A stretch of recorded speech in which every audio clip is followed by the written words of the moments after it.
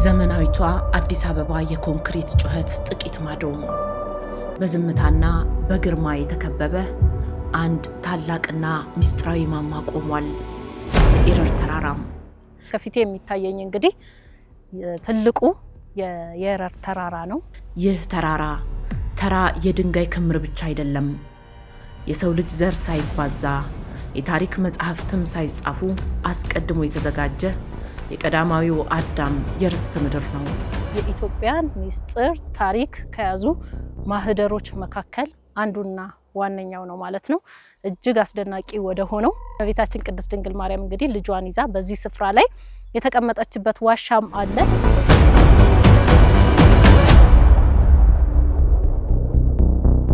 ታላቁ መልአክ ቅዱስ ዑራኤል በአራቱም ማዕዘናት የጌታችንን ክቡር ደም የረጨበት በጣም ርቀት መንገድ ተጉዘን እዚህ ዋሻው የሚገኝበት ቦታ ላይ ደርሰናል ማለት ነው። የኢትዮጵያ ታላላቅ ነገስታትም የስልጣን ማማቸውንና ቤተ መንግስታቸውን የቀለሱበት የማይደፈር የታሪክ ማህደር። ይህ ስፍራ ጃንሆይ ወይም አጼ ኃይለ ሥላሴ ቤተ መንግስታቸውን ኤረር ሰርተው ነበረ ሲባል በወሬ ነበረ የምንሰማው። ዛሬ ግን በአይናችን ልናረጋግጥ ነው።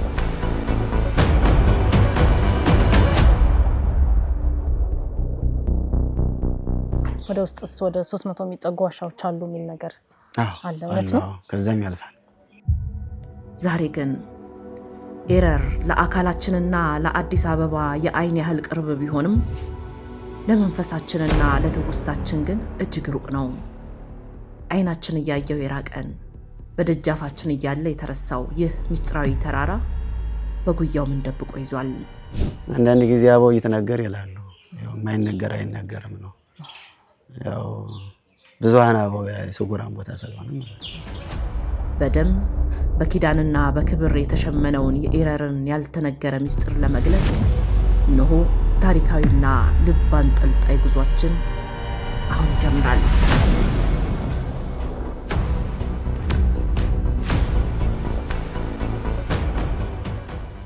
ዛሬ የመጣሁት ወደ ኤረር ተራሮች ነው። ኤረር ተራራ ሲባል ብዙዎቻችን ለአዲስ አበባ በቅርብ ርቀት ላይ የሚገኝ ስፍራ እንደሆነ እናውቃለን። ነገር ግን የኤረር ተራራ ታሪክና መንፈሳዊ ሚስጥራትን የያዘ እንደሆነ ይነገርለታል። በኢትዮጵያም ማዕከላዊ ምድር እንደሆነ በተለያዩ ድርሳናት ላይ ተጽፏል። እንደዚሁም በተለምዶ ኤረር እንለዋለን እንጂ ትክክለኛ መጠሪያው ኤረር ነው። ይህ ኤረር የሚለው መጠሪያ ደግሞ ከሰባቱ ሰማያት መካከል የመላእክት ዓለም የሆነው የአንዱ ሰማይ መጠሪያ ነውና ይህ የመላእክት ዓለም የሆነው የሰማይ መጠሪያ ለምን ለዚህ ስፍራ ተሰጠው? ለምን በዚህ ስም ተጠራ? እናታችን እመቤታችን ቅድስት ድንግል ማርያም ከመልአኩ ቅዱስ ዑራኤል ጋር በዚህ ስፍራ ላይ መታ ነበረ።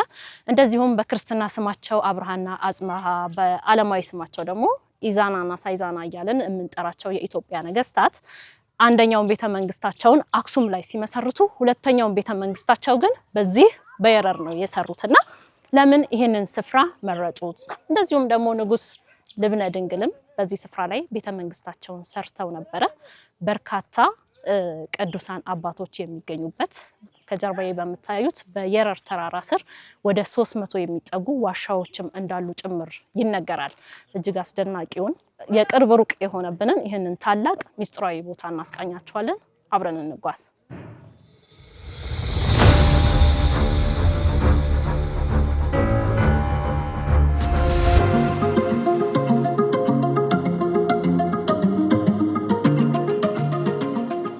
እንግዲህ ከደብረ ዘይት ከተማው ከደረሳችሁ በኋላ ደግሞ የውስጥ ለውስጥ መንገድ አለ። እሱን አልፈን አሁን በአታ ማርያም ገዳም በር ላይ ነው የምገኘው። ወደ ኤረር ተራሮች በደብረ ዘይት በኩል የሚያስገባው በዚህ ስፍራ ላይ ነው ማለት ነው። እቺ ከጀርባ የምትመለከቷት የበአታ ማርያም የኤረር ገዳም ከዚህ ቀደም በተራራ ውስጥ በዋሻ ውስጥ ነበረች። ነገር ግን በጊዜ ሂደት እንግዲህ ለህዝብ ቅርብ በሚሆን ቦታ ላይ ትገኛለች። ስለ ኤረር ተራሮች በጣም ብዙ አስደናቂ ጉዳዮች በድርሳናትም ላይ ተጽፈዋል፣ በአፍም ይነገራል። የተለያዩ የታሪክ ጸሐፍቶችም የጻፏቸው አስደናቂ ነገሮች አሉና እሱን ነገር ዛሬ በአካል እዚህ ተገኝተን እንግዲህ ወደ እናንተ ልናደርስ ነው የመጣነው። ታላላቅ ቅዱሳን ስውራን አባቶች የሚገኙበት ትልቅ ስፍራ ነው ዛሬ ይዘናችሁ የመጣነው ማለት ነው። ደጁ ላይ ይገኛል። ወደ ውስጥ እንገባለን። ነፍሴ ወደደችው አገኘው ነፍሴ የወደደችውን አገኘው እኔም ለዘላለም በርሱ እረካለሁ እኔም ለዘላለም በርሱ እኖራለሁ ነፍሴ የወደደችውን አገኘው ነፍሴ የወደደችውን አገኘው እኔም ለዘላለም ሰላም ነው አባታችን ይመስገን ሰላም መጣችሁ እንዴ ከረማችሁ እንኳን ደህና ቆዩ እኔ ሰብለ ወንጌል እባላለሁ ከቋንቋ አይነሽ ሚዲያ ነው የመጣ ነውና እሺ እንግዲህ ስለ የረር ተራራና በውስጡ ስለያዛቸው ቤተክርስቲያን ዋሻ በተለያዩ ድርሳናት ላይ አንብበናል ሰምተናል ዛሬ ደግሞ በአካል እዚህ ቦታ ላይ ተገኝተን እኛም ለማየት ታሪኩንም ለመስማት ለተመልካቾቻችንም ለማድረስ ነውና የመጣነው አሁን የምንገኘው በበዓታ ማርያም ገዳም ነውና እስቲ ንገሩን ስለቦታው የዚህን ዓመት ጾመ ፍልሰታን እነሆ በግብጽ ገዳማት ልናሳልፍ ተዘጋጅተናል መነሻችን ሐምሌ 29 መመለሻችን ነሐሴ 18 ከ1 እስከ 16 ሁለቱንም ሱባኤዎች በግብጽ ገዳማት ባሉት ሁሉ በተለይ እመቤታችን ቅድስት ድንግል ማርያም ልጇን ይዛ በተሰደደችባቸውና በተቀመጠችባቸው ቦታዎች ዛሬም ደግሞ እየተገለጠች ተአምራት በመታደርግባቸው ቦታዎች በፖርት ሳይድ ቅድስት ድንግል ማርያም በኮርኒሽ ማርያም በዘይቱን ማርያም በዘንባባ ማርያም በድሮንካ ዋሻ ገዳም በደብረ ምጥማቅ በፖርት ሳይድ በደብረ ቁስቋም በማርሚናስ ገዳም በአባ እንጦንስ በአባ መቃርስ በአባ ቢሾይ ገዳም በስምዖን ጫማ ሰፊው ገዳም በሌሎችም ዘርዝረን በማንጨረሳቸው እነሆ እግዚአብሔር እንደፈቀደልን እንውላለን እናድራለን በዚያ ቦታ ላይ ቅዳሴውም ጸሎቱም ምህላውም ስብከቱም ሁሉም ነገር ሳይቀርብን ከድንግል ማርያም ጋር ከርመን ተባርከን እንመለሳለን በእነዚህ 17 ቀናት በረከቱንና ቃል ኪዳኑን አፍሰን ለመመለስ እግዚአብሔር ምኞታችንን ያሳካልን ደውሉልን ከውጭም ያላችሁ ከውስጥም ያላችሁ አንድ ላይ እዚያ ቦታ ላይ ተገናኝተን የእግዚአብሔርን ቸርነት የመብርሃንን ፍቅር ምልጃ በረከት ተሳትፈን ለመመለስ ያብቃን ጾመ ፍልሰታን በግብጽ ገዳማት ቋንቋ አይነሽ ሚዲያና ኤላኮቴት ዓለም አቀፍ የጉዞ ኤጀንት እሺ የረር በዓታ ማለት ጥንታዊ ናት በአጽብሃ አብርሃ በሰላማ ከሳቴ ብርሃን በእነሱ ዘመነ መንግስት የተመሰረተ ጥንታዊ ገዳም ነው ግን ከዛ ወዲህ በይሁዲት የሚላሉ በግራኝ ጠፍ ነበረ እዛ በኋላ ግን ያው እግዚአብሔር ሰዓቱ ሲደርስ ከተሰወረበት ወጥቶ በአፄ ኃይለ ሥላሴ ዘመነ መንግስት በዋሻ ተገኝታ በዛው ተመስርታ ትኖር ነበር ማለት ነው ከዛ አንስታ እስከ 81 ዓመተ ምህረት በዛው በዋሻ ተቆይ ትኖር ነበር ማለት ነው ግን በእግዚአብሔር ፈቃድ በቅዱሳን ተመርታ እነዚህ አረጋዊው አባታችን መልክአ ገነት መምህር የኔታ ቆሞስ አባ ገብረ ኪዳን ተስፋዬ ከዝቋላ መጥቶ 88 ዓመተ ምህረት ማለት ነው 81 ዓመተ ምህረት ነው ከጋራ ወደዚህ አመጣት አፄ ልብነ ድንግልም በዚህ አካባቢ ቤተመንግስታቸውን ሰርተው ከዚህ ከተራራው ይላሉ ለዚህ ይላሉ ስለዚህ በደንብ የታወቀው አሁን በቅርብ ዓመታት ውስጥ ነው ማለት ነው አዎ ትውልድ ያወቃት እንግዲህ በጊዜ የነበረም ትውልድ የሚያውቃታል ግን አሁን የረር በዓታ ተብላ ጎልታ ልታውቅ የቻለችው ግን 81 ዓመተ ምህረት አረጋዊ መጥቶ እዚህ መሰረቷት ህዝብ ሊያውቃት የተቻለው በይፋ እንደተረዳይ ማለት ነው እንግዲህ 97 ዓመተ ምህረት ወደዚህ የመጣሁት ዝናው ከዛ በኋላ እየጎና ያለው ሳይሆን እንግዲህ እዚህ ጋር ሆነ የመድኃኔዓለም መቃኛዋ ከጋራ እንደመጣች እዚህ ጋር ነው አርፋ የነበረው መቃኛዋ ከ81 እስከ 96 በዚህ በመቃኛዋ ነው የነበረችው በ93 መሰረታ 96 3 ዓመት ባልፈጀ ነው የቤተክርስቲያን የተመረቀው ማለት ነው ያው እንግዲህ ፈቃደ እግዚአብሔር ሲሆን ቀደምት እንግዲህ ነገስታቱ ንጉስ ላሊበላ ከታይ ወደታች እንደሰሩት እነሱ ቀን እየሰሩ መላእክቶች ደግሞ እያሳመሩት እንዲሄዱ እንደነበረ እንደዚህ አይነት አሰራር ነው የእርባታ የታነጸችውና ጥንተ መሰረቷ ከዛ አንስቶ ነው ወደዚህ ተመሰረተችበት 81 ዓመተ ምህረት ነው ወደዚህ የመጣችው ማለት ነው። እንዳልኩሽ ከ81 እስካሁን ድረስ ያው እዚሁ ትገኛለች ገዳሟ። በተለይ ከ2000 በኋላ ያው አንድነት ገዳሙ ሲመሰረት የተመሰረተው ከ2000 በኋላ ግን የወንድ የሴት መነኮሳያት በርከት ብለውበት አንድነት ገዳም ተመስርቶ ያለ ትልቅ ብዙ አባቶች ያሉበት ብዙ እናቶች ያሉበት ቀደምትም ታላቅ ቦታ ነው። የኢትዮጵያ ማዕከል ናት። የኢትዮጵያ ምርት ናት። የነገስታቱ መናገሻ ናት። የቅዱሳኑ መናኸሪያ ናት። ምዕራፈ ቅዱሳን እንላታለን ማለት ነው ባለው ታምሯ። እንደውም በሚናገረው ኢትዮጵያን አስራተ ኪዳን አስራተ ማርያም ብሎ ልጇ መድኃኔዓለም ቃል የገባላት ቃሉ የተቀበለችበት ተብሎ ይነገርላታል። ይራር አዎ በድርሳነ ዑራኤል ላይ አሁን ተቀምጧል። አዎ ድርሳነ ዑራኤሉ ይተርከዋል በሚገባ አድርጎ ይተርከዋል ማለት ነውና አንዳንድ ጊዜ አበው እየተነገር ይላሉ። ያው የማይነገር አይነገርም ነው። ያው ብዙሃን አበው የስጉራን ቦታ ስለሆነ ማለት ነው። ወደ ውስጥስ ወደ 300 የሚጠጉ ዋሻዎች አሉ የሚል ነገር አለ። እውነት ነው? ከዛም ያልፋል። አገልግሎት ይሰጣሉ ወይስ ተዘግተው ነው ያሉት? አባቶች እንግዲህ ሱባኤ ላይ ያሉ አባቶች ሱባኤ አብይ ጾምን አርባ ጾም ማለት ነው። ጾመ ፍልሰታ እንደዚህ ባጾማት ሱባኤ ይገቡበታል። እዛው ደግሞ ቋሚ ሆነው ያሉ ደግሞ አባቶች አሉ እዛው ዋሻው ማለት ነው። አሁን የጻድቁ አባታችን የአባ ሳለማርያም አጽማቸው የተገኘበት ከመቤታችን በዘቀደ ቤተ መቅደሷ ከዋሻው ወጣ ብሎ የአባ ሳለማርያም ዋሻ እየተባለ ደግሞ ይጎበኝ ራሱን የቻለ እንደዚህ በደረት ተገብቶ ውስጥ ደግሞ ሰፊ የሆነ ዋሻ አለ። 33 የሚባሉ ዋሻዎች ላይ ተራራ ነው። ጨረሻው ትልቁ ተራራ እዛ አካባቢ ከጊዜ በኋላ ፈረገሩን እየሞላቸው ሲታዩ ጠባብ ነው ተፈጥሯቸው ሰፋፊ የሆኑ ዋሻዎች አሉ። በመሰላል ተወተ ደግሞ መሀል ገደል ላይ ደግሞ ያሉ ብዙ ነው።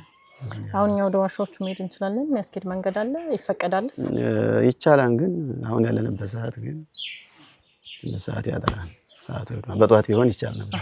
እንግዲህ ተመልካቾቻችን አሁን አባታችን ሊያሳዩን የመጣ ነው። አባ ሳህለ ማርያም የሚባሉ ትልቅ ጻድቅ አባት በአጽማቸው ተንበርክከው እየጸለዩ እንግዲህ ህይወታቸው ወጥቶ ነገር ግን አጽማቸው እስካሁን ድረስ የሚገኝበትን ቦታ ለማየት ነው ወደዚህ የመጣ ነው ማለት ነው። በዚህ ስፍራ ላይ ነው የሚገኘው አባ? እዚህ ውስጥ ነው ያለው ቅዱስ አጽማቸው። ስለዚህ ማየት እንችላለን? ይቻላል።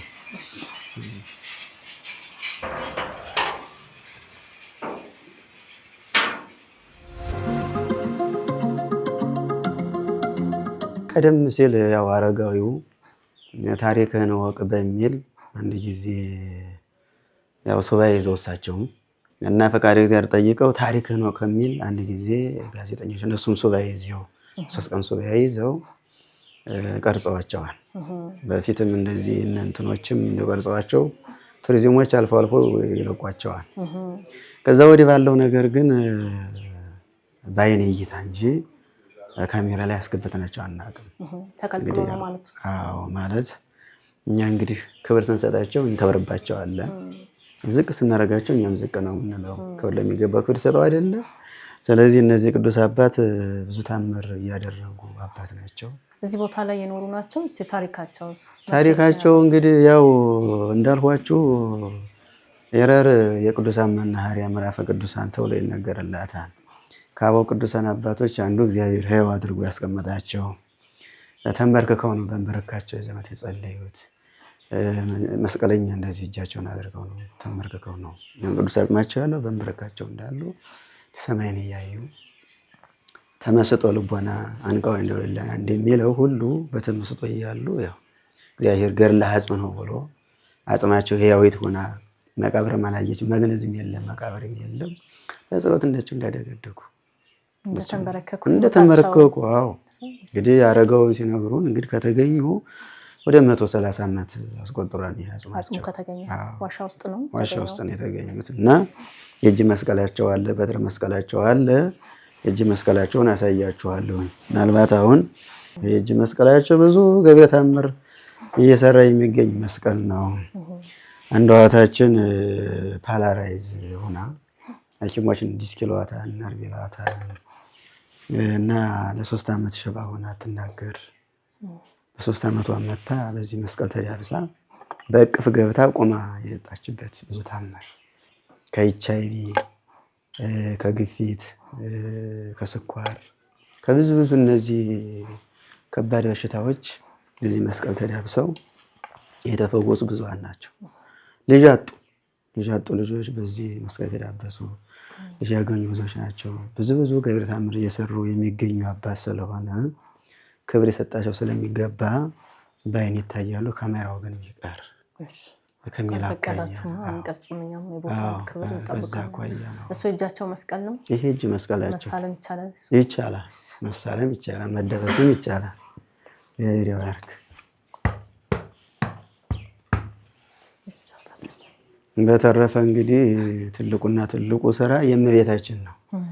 የረሯ ባታ ጠዋት ነገሯት ለማታ የነገሯትን የማትረሳ የለመኗትን የማትረሳ ልዩ የፍቅር እናት ብለው አዲስ አበባ መሰከሩላታል። አሜሪካን ያሉ ልጆቿ ደግሞ የግሌ ይሏታል። ከፍቅራቸው አኳያ ማለት ነው። የፍቅር እናት ናት። ብዙ ገቢረ ተአምር የምትሰራ እናት ስለሆነች ተአምሯም የሷም አይነገርም። ያው ልጇም እንግዲህ ልጆች መጥተው ባርክ እያለች በዚህ መስቀላቸው ደበስ እያረጉ አልቅሰው የመጡ እንባቸው የታበሰ ይሄዱ ብዙ እንቆቅልሹ የተፈታላቸው ይሄዱ ብዙሃን ናቸው። ተነግሮ አያልቅም። የደብረ ባታ ተአምር ብዙ ተአምር ያለው ቦታ ስለሆነ እንግዲህ አባቶቻችን ሕያው ሆኖ ያሉበት አጽማቸው ሕያው ሆኖ ለጸሎት እንዳደገደጉ እንደተንበረከኩ ያሉበት ይሄ ምስክር ነው። ለየረር ተራራ ቅዱሳን አባቶች እንደዚህ ሕያው ሆኖ ያሉበት ይሄ እመቤታችን ቃል ኪዳን ነው። የእሷ ገቢረ ተአምር ነው ማለት ነው። እንግዲህ የባዕታን ማርያም ከጀርባችን ትተናት ወደፊት ወደ ዋሻው ወደ ተራራው የሚያስኬደንን ጫካ መንገድን ጀምረናል ማለት ነው። ስለ ቦታው ታሪክ እየሰማን ወዴትም እንደምንሄድ አቅጣጫም እየጠቆምናችሁ እየነገርናችሁ አብረን እንጓዛለን።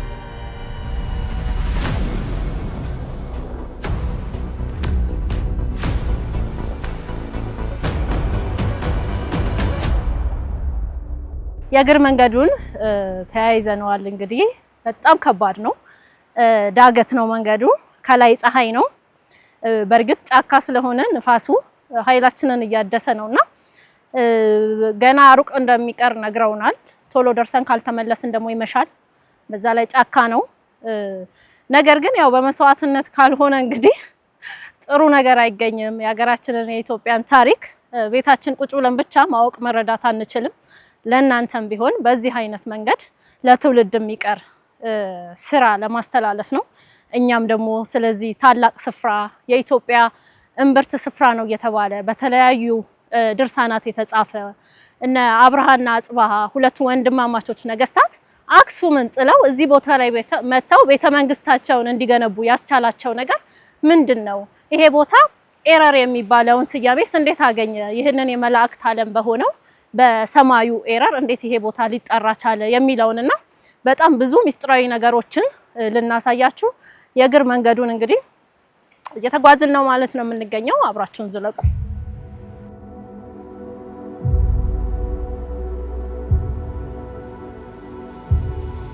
እሺ፣ እኔ ስሜ ሊቀ ስዩማን ቀሲስ ዮሴፍ አድማሱ እባላለሁ። አሁን የምንገኘው ከባህር ወርጠል በላይ 3000 ሜትር ርቀት ላይ በሚገኘው ከምድር መሃል ማማ ላይ በሚገኘው በኤረር ተራራ ላይ ነው። ይህ ኤረር ተራራ እንግዲህ እንደሚታወቀው በምስራቅ ሸዋ ሀገረ ስብከት በቢሾፍቱ ከተማና አካባቢዋ ከቢሾፍቱ ከተማ በ8 ኪሎ ሜትር ርቀት ላይ ያለ ግዙፍ ተራራ ነው። ይህ ተራራ ስያሜውን ያገኘው ከሶስቱ ዓለም መላእክት ኢዮር፣ ኤረር፣ ራማ ከሚባሉት በአንዱ የተሰየመ ነውና ኢየሩሳሌም ለመላው ዓለም ማዕከል እንደሆነች ደብረ ኤረርም ለኢትዮጵያ ማዕከል እምብርት ነው። በዚህ በኢትዮጵያ ማዕከላዊ እምብርት በሆነ ተራራ ላይ በአሁኑ ሰዓት ወደ ጥንታዊና ብዙ አባቶች የተጋደሉበት ወደ ዋሻ እየተጓዝን ነው የምንገኘው። በዚህ በዋሻ ጉዞዎች መካከል ላይ ያሉትን ንጉሱ ቀዳማዊ አፄ ኃይለ ሥላሴ በ1945 ዓመተ ምህረት ያስተከሉትን ደኖች እያየን በዚሁ እመቤታችን ቅድስት ድንግል ማርያም በስደቷ ወቅት ያረፈችበትን በግራኝ አህመድ ወረራ ጊዜ ለኢትዮጵያ ኦርቶዶክስ ተዋሕዶ ቤተክርስቲያን የታሪክ ባለውለታ የሆነውን የአባቶቻችን ቅርሶቻቸውን የሸሸጉበት ከጠላት የተሸፈኑበትን ዋሻዎችም እንጎበኛለን። እመቤታችን ቅድስት ድንግል በዓታ ለማርያምም ያረፈችበትን ዋሻ ያው የጻድቁ አባታችን የአባ ሳህለ ማርያም ዋሻ እንዲሁም ልዩ ልዩ ዋሻዎች አሉ። የአጼ ዘርዓ ያዕቆብ ያረፉበት ዋሻ። ይህ ገዳም የተመሰረተው እንግዲህ በ295 ከ05 ባሉት በኢትዮጵያ ሄራን ነገስታት በአብርሃ ወአጽብሃ ዘመነ መንግስት ነውና ይሄም የተመሰረተው ከአክሱም ጽዮን ጋር እኩል ያለው ታሪክ ነውና አንደኛው በአክሱም አንደኛው በሸዋ ሆነው ኢትዮጵያን ሲያስተዳድሩ የመንግስታቸው መዲና አድርገው የመረጡት ይህን ደብረ ኤረር ነውና በድርሳነ ኡራኤል ላይም ተጽፎ እንደምናገኘው ደብረ ኤረር ለኢትዮጵያ ማዕከላዊ እንብርት እንደሆነችና ጌታችን አምላካችን መድኃኒታችን ኢየሱስ ክርስቶስ በዕለተ ዓርብ በቀራንዮ በተሰቀለበት ጊዜ ቅዱስ ራኤልም የጌታን ደም በእሳት ጽዋ ተቀብሎ መላው ኢትዮጵያን ከረጫት በኋላ ደብረ ኤረርንም ከአናቷ ጀምሮ እስከ ታች እስከ ፍሉህ ማይጨለቅላቃ ድረስ ለቀለቃት ነው የሚለውና ይሄ የምንወጣበት ተራራ ያረፈበት ነው። እመቤታችንም በስደቷ ያ ማለት ኢየሱስ ክርስቶስ ራሱ ይሄን ቦታ ረግጦታል እና በታምረ ማርያም ላይ እንደተመዘገበውም ከነዚህ ደብረ ዝቋላና ደብረ ኤረርን እንደ ሀገርሽ እንደ ኢየሩሳሌም ተራራዎች ለስምሽ መጠሪያ አስራተ ኪዳንሽ ይሁን ብሎ ጌታችን መድኃኒታችን ኢየሱስ ክርስቶስ ለእናቱ ለቅድስት ድንግል ማርያም አስራት የሰጣት ቦታ መሆኑ በታምረ ማርያም ላይም ተመዝግቦ የሚገኝ ቦታ ነውና ይህንን የቅዱሳን መናኸሪያ የሆነው የቅዱሳን ማህደር የሆነውን ታሪካዊና ጥንታዊ የሆነውን የኤረር በዓታ ለማርያም ገዳም ጥንት በዚህ የነበረችበት ከ1982 ዓመት ድረስ በዚህ በዋሻ ውስጥ ነበረችና አሁን ወደ ምን ሄደው ወደዛ ወደ ዋሻ ይሆናል እና ይሄ ጥንታዊ በጣም አጓጊ ነገር ይጠብቀናል ማለት ከፊት ለፊታችን ሚስጥራዊ ዋሻዎች ማቤት ያረፈችበት ከነ ልጇ እንግዲህ ቅርብ ነው የተባለው መንገድ አሁንም ድረስ እየተጓዝን ቢሆንም ሊያልቅ አልቻለም። አሁንም ትንሽ ይቀራችኋል ተብለዋል። ግን ከፊቴ የሚታየኝ እንግዲህ ትልቁ የኤረር ተራራ ነው። በዚህ ተራራ ስር ከ300 እና ከዚያም በላይ የሚጠጉ ዋሻዎች እንዳሉ ተነግሮናል። ይሄ ስፍራ በኢትዮጵያ ካሉ ታላላቅ የኢትዮጵያን ሚስጥር ታሪክ ከያዙ ማህደሮች መካከል አንዱና ዋነኛው ነው ማለት ነው። እጅግ አስደናቂ ወደ ሆነው እመቤታችን ቅድስት ድንግል ማርያም እንግዲህ ልጇን ይዛ በዚህ ስፍራ ላይ የተቀመጠችበት ዋሻም አለ። መልአኩ ቅዱስ ኡራኤል የጌታችን መድኃኒታችን ኢየሱስ ክርስቶስን ደም የረጨውም በዚህ ስፍራ ላይ ነው። እንደዚሁም ቅድስት ድንግል ማርያም ኢትዮጵያን አስራት ተደርጋ የተቀበለችውም በዚህ ስፍራ ላይ እንደሆነ ይነገራል። አብርሃና አጽብሃ እንደምታውቁት አንደኛው ንጉስ አክሱም ላይ አንደኛው ደግሞ በዚህ በኤረር ላይ ቤተመንግስቱን አድርጎ ኢትዮጵያን ከሺህ ዓመታት በፊት ሲያስተዳድሩ ነበረ። እና አፄ ልብነ ድንግልም በዚህ ስፍራ ላይ ቤተመንግስታቸውን አሰርተው ነበረ። ነገር ግን ኢትዮጵያ በየጊዜው ባጋጠማት እንግዲህ የጠላት ኃይል በዮዲት ጉዲት ዘመንም ፈርሶ ነበረ። ከዛ በኋላም በግራኝ አህመድ ወረራ ጊዜ ፈርሷል እንጂ እዚህ ተራራ ላይ በርካታ አብያተ ክርስቲያናት እንዳሉ ይነገሩ ነበረ። አሁን ግን እታች ትለናት የመጣኑ በዓታ ማርያም ናት እንጂ እንደ ቤተ ክርስቲያን ተሰርታ ያለችው በዚህ ውስጥ የሚገኙት ዋሻዎችና በዋሻ ውስጥ የሚገኙ አብያተ ክርስቲያናት ናቸው ማለት ነው። የኃይለ ሥላሴ ቤተ መንግስትም እንዳለ ሰምተናል። እንግዲህ መንገዱ አሁንም ይቀረናል ማለት ነው። እየተጓዝን ነው። አብራችሁ ዝለቁ።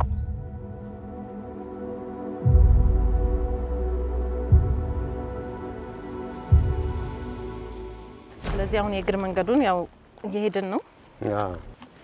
የቱ ጋር ደረስን?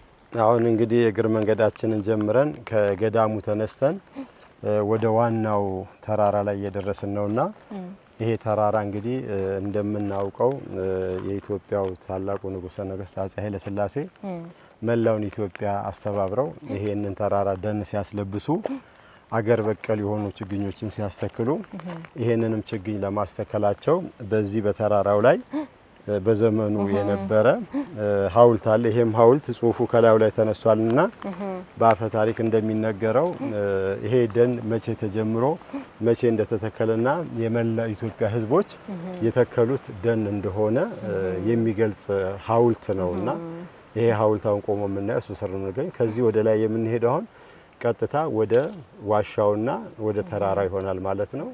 ያው በአፍ ያለ ይረሳል በጽሁፍ ያለ ይወረሳል እንደሚባለው ለተተኪው ትውልድ በአፍ እየተላለፈ የሚገኘው ይሄ ነውና ልዩ ልዩ አልባሌም ምሳሌ ነው ብለው የሚሰጡዋል። ነገር ግን ዋናው ነገር ምንድነው? ንጉሠ ነገሥቱ ደኑን ሲያስተክሉ ያቆሙት ሐውልት ነው። ስለዚህ እዚህ የተተከሉት ሀገር በቀል እጽዋቶች ሀገር ናቸው በቀል ማለት ነው። እጽዋቶች ናቸው። ከጥላነትና ከሌላ ጥቅምም ለመድኃኒትነትም ጭምር የሚውሉ እጽዋት ሊኖሩ ይችላሉ ማለት ነው። ያው ተመራማሪዎች ከመጡ እንግዲህ ብዙ ምክንያቱም ኢትዮጵያ በእጽዋት ሀብት የምትታወቅ ናትና ለአካባቢውም ለቱሪዝምም መስህብ የሚሆን ነው። ምክንያቱም ከባህር ጠለል በላይ ከ3000 ሜትር በላይ ያለ ከፍታ ላይ ያለ ስለሆነ ወደ ተራራ አናት ስንወጣ በስተ ሰሜን በኩል የአዲስ አበባ ከተማን፣ በስተ ደቡብ በኩል የቢሾፍቱ ከተማን፣ በስተ ምስራቅ በኩል የአዳማ ከተማን፣ በስተ ምዕራብ በኩል ደግሞ የዱከምና የአቃቂ ቃሊቲን ከተሞች የምናይባት ታላቅ ሴንተር የሆነ ቦታ ላይ ስለሆነ የቱሪስት መስህብነቱም በጣም ከፍተኛ ሽፋን ሊሰጠው የሚችል ነው። ምክንያቱም ልዩ ልዩ መሰረተ ልማቶች ቢሟሉለት በተለይ ቱሪስቶች በቅርብ ከቢሾፍቱ ከተማ 10 ኪሎ ሜትር ርቀት ላይ የሚገኝ ታላቅ ቦታ ነውና የሃይማኖትም መሰረት የኢትዮጵያ እምብርት በመሆኑ በተለይ ኦርቶዶክሳውያን ከዚህ ከዋሻው በረከት ለመሳተፍ አባቶች የተጋደሉበትን የተስፋ የትግስት ቦታ ለማየት ቢመጡና እኛም የምናየውን ደግሞ በዚህ በማህበራዊ ሚዲያ የሚለቀቀውን አይተው ከቦታው በረከት እንዲሹ እንመኛለን። ከዚህ በመቀጠል እንግዲህ አሁን እዚህ ላይ ደርሰናል። ወደ ዋናው የደኑ ክልልና ወደ ዋሻው የምንገባበት ይሆናል። ከዚህ በኋላ እንግዲህ የ1 ሰዓት ተኩል እስከ ዋሻው ድረስ የሚያስኬደን መንገድ ቀሪ ነውና ይሄን መንገድ ደግሞ ቀስ እያለን ፀሐዩንም በዛፎቹ የጠለልን የምንጓዘው ይሆናል። መልካም መንገድ። እንግዲህ ጉዟችንን ጀምረናል። እንደምታዩ ካሜራማናችን ከፊት እየቀደመ ለተመልካቾቻችን እያስቀረው የሚገኘው ምስል ሲያዩትም እንደሚወዱት በተለይ አካባቢው ደግሞ እዚህ በአካል ሲገኙ ደግሞ አሁን ንፋሱ የውሃ ድምጽ ነው የሚመስለው። የሆነ የፏፏቴ ነገር አይመስልም? ጽዱ ራሱ ሲጮህ የጽዱ እና ንጹህ አየር አለ። ጥላው፣ ጸጥታው ራሱ ሰላማዊ ነው። በጣም መንፈስ ያድሳል። አሁን ከአዲስ አበባ በቅርብ ርቀት እንደ አይነት ቦታ አለ ብሎ ለማመን በጣም ያስቸግራል። መተው ካላዩት ያለው ግርግር አይተን መተው ካላዩት አሁን ይሄንን ቦታ እንደዚህ ሰላማዊ ጸጥታ የሰፈነበት ቦታ ለመሆኑና በተለይ ከከተማ ቅርብ ርቀት ላይ ያለ እንደዚህ ተስማሚ አየር ያለው ለመራመድ የማያስቸግር አካባቢው ጸጥታ ያለበት ሰላም ያለበት ቦታ ማግኘት በጣም የማይታሰብ ነውና መታችሁ እዩት ነው እንግዲህ። ጫካው በጣም ነው የሚገርመው። በጣም ጥቅጥቅ ያለ የተለያየ አይነት እጽዋት ነው ያለው። እንግዲህ ለአይንም በጣም ይማርካል። ምክንያቱም ጎን ለጎን ያሉት እጽዋት የተለያዩ ናቸውና ጥቅጥቅ ያለ ነው። በጣም ከቀጭን መንገድ በስተቀር በዛፎች የተሞላ ነው። ንፋስ ሲያወዛውዛቸውም የውሃ ሞገድ የሚመስል ድምጽ ነው የሚያወጡትና እነዚህ እጽዋት ባይኖሩ ንጹህ አየር ባይሰጡን ኖሮና በጥላቸው ባያቀዘቅዙ ኖሮ ይሄን መንገድ መወጣት እውነት ለመናገር በጣም ከባድ ነው። እኔ የረር ሲባል ይሄን ያህል የእግር መንገድ እንዳለው በፍጹም አልገመትኩም ነበር።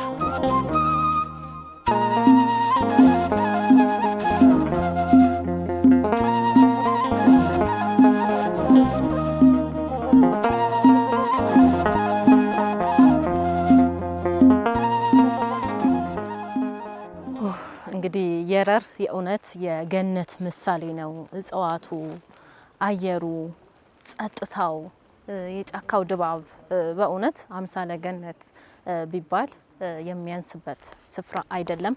አሁን ከጀርባዬ የምትመለከቱት የጸበል ስፍራውን ነው። በዚሁም ከዋሻው ጋር የተያያዘ ነው የጸበል ስፍራው ማለት ነው። ከተራራው አናት ላይ ነው ይሄ ጸበል እንግዲህ የፈለቀው። ለረጅም ዓመታት አገልግሎት እየሰጠ አሁን ድረስ ይገኛል። ይሄም ጸበል ደግሞ የተፈጥሮ ጸበል ነው፣ ምንጭ ነው ያለው ተራራው አናት ላይ ስለሆነ ብዙዎች ከደዌያቸው የሚፈወሱበት፣ ሕሙማነ ሥጋ የተፈወሱበት የበረከት ጸበል ነውና እንዲሁ ችግር ያለባቸው ደግሞ በልዩ ልዩ ደዌ የተያዙ መጥተው ይህንን ጸበል ቢጠመቁ የሚፈወሱበት ጸበል ነው። ጸበሉ እዚህ ሲሆን ማረፊያው ግን ያለው ገዳም ነው። ተመላልሰው ነው የሚጠመቁት። በዚሁ መጥተው ዋሻም ሄደው አባቶች ጋር ተባርከው የሚመለሱበት ቦታ ጸበሉና ዋሻው ቅርብ ለቅርብ የሚገኙ ናቸው፣ በተራራው አናት ላይ ማለት ነው። አሁን ወደ የረር እንግዲህ የእግር መንገዳችንን ቀጥለናል። ለማየት የጓጓኑለት ስፍራ ላይ ደርሰናል። ይሄ ስፍራ ጃንሆይ ወይም አጼ ኃይለ ሥላሴ ቤተ መንግስታቸውን የረር ሰርተው ነበረ ሲባል በወሬ ነበረ የምንሰማው። ዛሬ ግን በአይናችን ልናረጋግጥ ነው። ቤተ መንግስትን ሲሰሩ ደግሞ ቤተ መቅደስንም አያይዘው ይሰራሉ። በፊት የኢትዮጵያ ነገስታት ከቤተ መንግስታቸው አጠገብ ቤተ መቅደስ አይታጣም።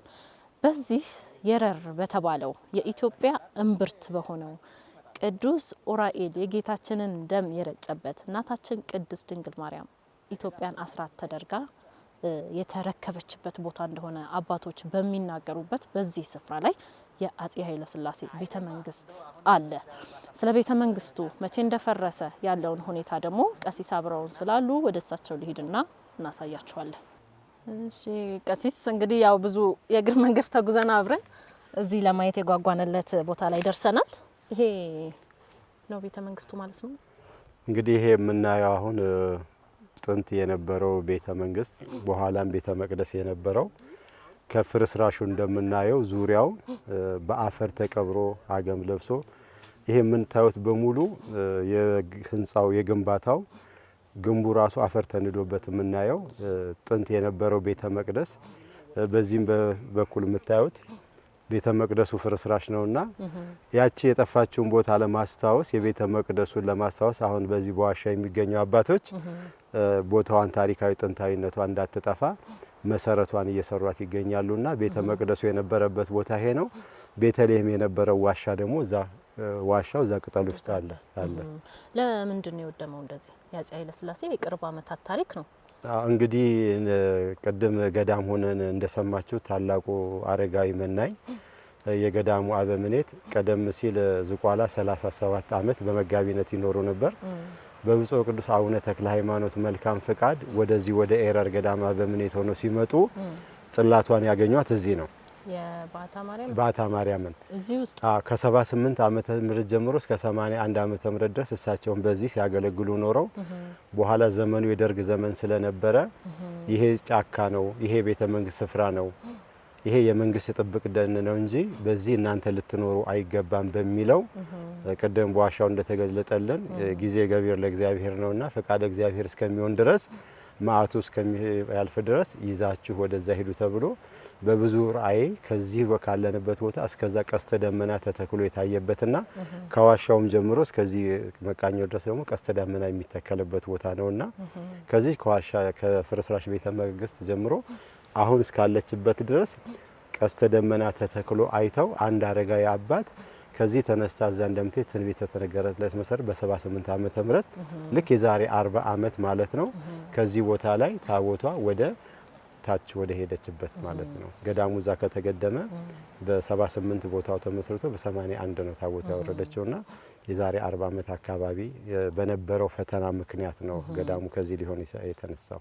የዚህን ዓመት ጾመ ፍልሰታን እነሆ በግብጽ ገዳማት ልናሳልፍ ተዘጋጅተናል። መነሻችን ሐምሌ 29፣ መመለሻችን ነሐሴ 18። ከ1 እስከ 16 ሁለቱንም ሱባኤዎች በግብጽ ገዳማት ባሉት ሁሉ በተለይ እመቤታችን ቅድስት ድንግል ማርያም ልጇን ይዛ በተሰደደችባቸውና በተቀመጠችባቸው ቦታዎች ዛሬም ደግሞ እየተገለጠች ተአምራት በምታደርግባቸው ቦታዎች በፖርት ሳይድ ቅድስት ድንግል ማርያም፣ በኮርኒሽ ማርያም፣ በዘይቱን ማርያም፣ በዘንባባ ማርያም፣ በድሮንካ ዋሻ ገዳም፣ በደብረ ምጥማቅ፣ በፖርት ሳይድ፣ በደብረ ቁስቋም፣ በማርሚናስ ገዳም፣ በአባ እንጦንስ፣ በአባ መቃርስ፣ በአባ ቢሾይ ገዳም፣ በስምዖን ጫማ ሰፊው ገዳም በሌሎቹም ዘርዝረን በማንጨረሳቸው እነሆ እግዚአብሔር እንደፈቀደልን እንውላለን እናድራለን። በዚያ ቦታ ላይ ቅዳሴውም ጸሎቱም ምህላውም ስብከቱም ሁሉም ነገር ሳይቀርብን ከድንግል ማርያም ጋር ከርመን ተባርከን እንመለሳለን። በእነዚህ 17 ቀናት በረከቱንና ቃል ኪዳኑን አፍሰን ለመመለስ እግዚአብሔር ምኞታችንን ያሳካልን። ደውሉልን።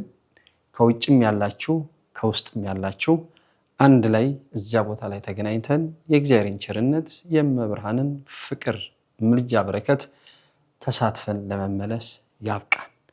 ጾመ ፍልሰታን በግብጽ ገዳማት። ቋንቋይንሽ ሚዲያና ኤላኮቴት ዓለም አቀፍ የጉዞ ኤጀንት። እንግዲህ ያው ትዕግስተኛ ሰው ከሚፈልግበት ቦታ ላይ መድረሱ እንደማይቀር አረጋግጠናል። በጣም ርቀት መንገድ ተጉዘን እዚህ ዋሻው የሚገኝበት ቦታ ላይ ደርሰናል ማለት ነው። እዚህ ሆነን የመጣነው መንገድ ስናይ በጣም ረጅም ያውም ተራራ ነው የወጣ ነው። ምክንያቱም በአታ ማርያም ቁልቁል በጣም አነስተኛ ሆና ነው የምትታየን ከዚህ ጋር ማለት ነው። ለማንኛውም ደርሰናል ማለት ነው። ወደ ዋናው ልናሳያችሁ ወደ ፈለግንበት ቦታ ደርሰናል ማለት ነው። ወደ ዋሻው እንዝለቅና እዚህ ደግሞ ያለውን ታሪክ እንቃኝ። ረጅሙን ጉዞ አቋርጠን ከታች ከበዓታ ለማርያም ገዳም ተነስተን ገዳሙ የተመሰረተበትን ጥንታዊ ቤተ መቅደስ የዋሻ ቤተ መቅደስ ለማየት ደርሰናልና የዋሻው ቤተ መቅደስ ከዚህ ከፊት ለፊት እንደምታዩት በውስጥ ያለ ነው።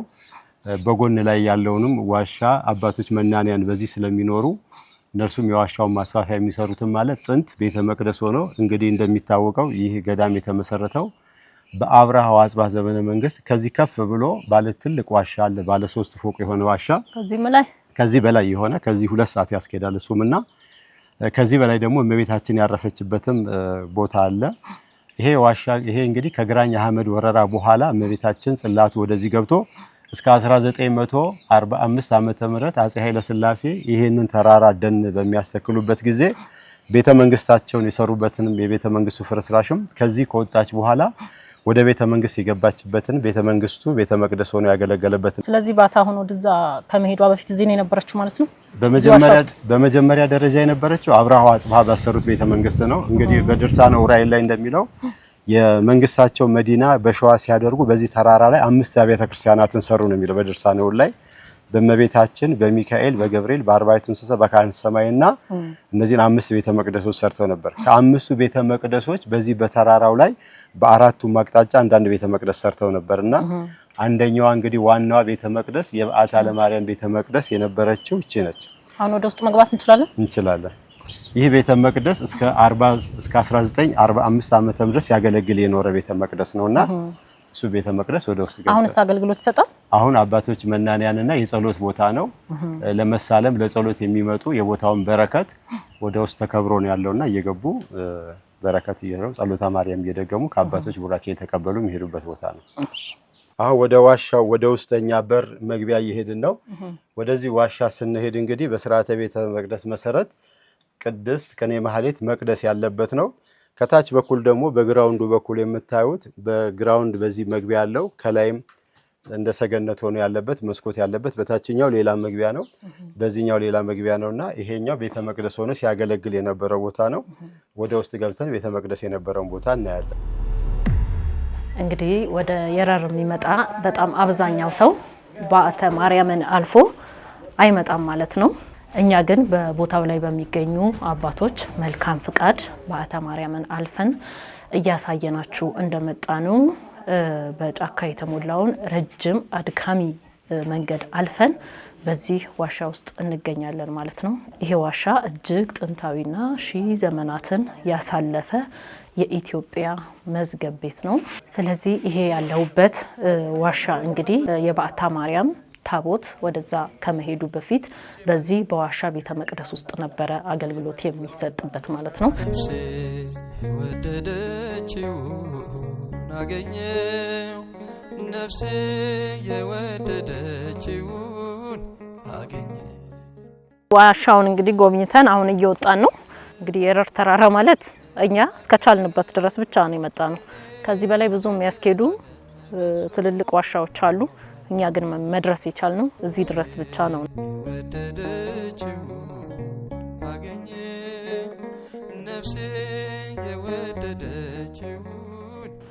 እንግዲህ ከአዲስ አበባ በመኪና 47 ኪሎ ሜትርን ተጉዘን ደብረ ዘይት ከተማ ደርሰን ከደብረ ዘይትም እንደዚሁ ወደ 10 ኪሎ ሜትር የሚጠጋ ርቀት በመኪና ተጉዘን በዓታ ማርያም ላይ ደርሰናል።